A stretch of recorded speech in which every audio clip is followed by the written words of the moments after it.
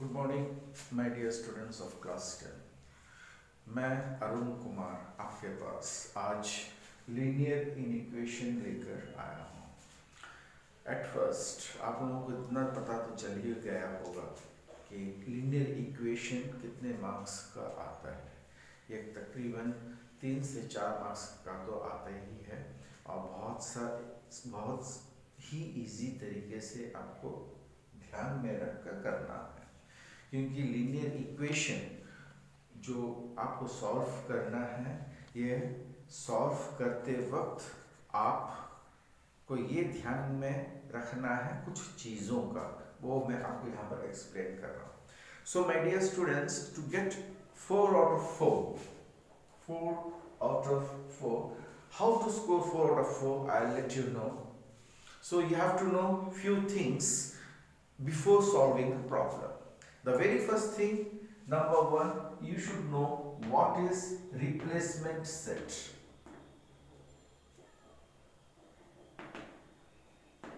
This is the very first thing you must know, what is replacement set. It is a set. It is given in the question from which you have to find out, or you have to take out the values so that it will satisfy the given inequation.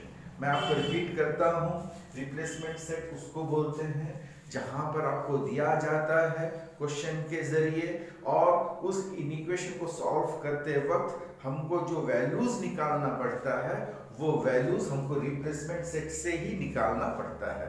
Represent set में आपको natural number दिया जाता है या whole number दिया जाता है या इंटीजर दिया जाता है या रियल नंबर दिया जाता है या कुछ लिमिटेशन के अंदर, लोअर लिमिटेशन अपर लिमिटेशन के अंदर आपको बांधा जाता है। So you have to be very careful what is replacement set while solving the problem.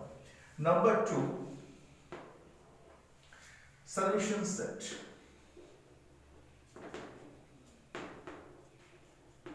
Actually, my dear, the question seems to be very easy, so students often get overexcited, so they forget to write solution set at the end. If you don't write the solution set at the end, that means you are going to be deducted minimum 2 marks out of 4. So don't forget to write the solution set.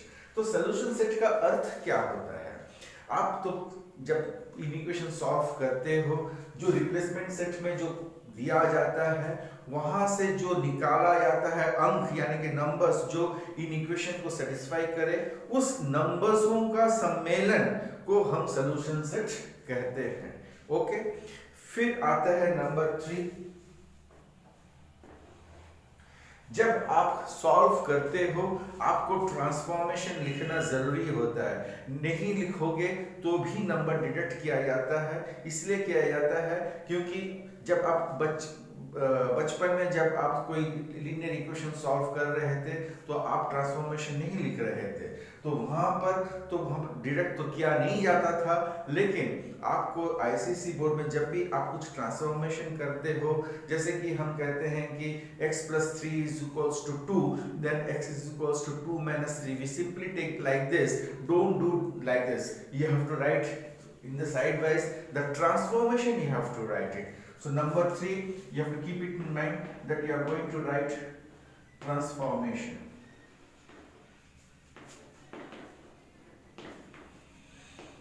Then number 4 step.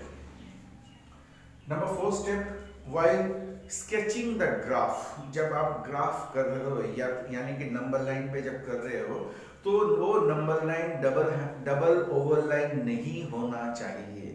अगर होता है तो वहां पर भी marks cut जाती है, करीबन 1 मार्क्स तो वहां से कट जाती है, -1 हो जाता है। तो आपको जो भी करना है पेंसिल शार्प करके single time at a time करना है। करते वक्त मन को संतुलन रखिए और ध्यान से करिए। फिर सॉल्यूशन सेट के हिसाब से आपको वो ग्राफ करना होता है। मैं आपको किस तरह से ग्राफ होता है एक एग्जांपल करके यहाँ पर बताऊंगा, किस तरह से ड्रॉ किया जाता है वो भी बताऊंगा। नंबर 4, ट्रांसफॉर्मेशन होने के बाद कुछ मैथ्स में आप लोगों ने किया होगा कि उस वहां पर वेरिएबल्स के आगे माइनस साइन आ जाता है.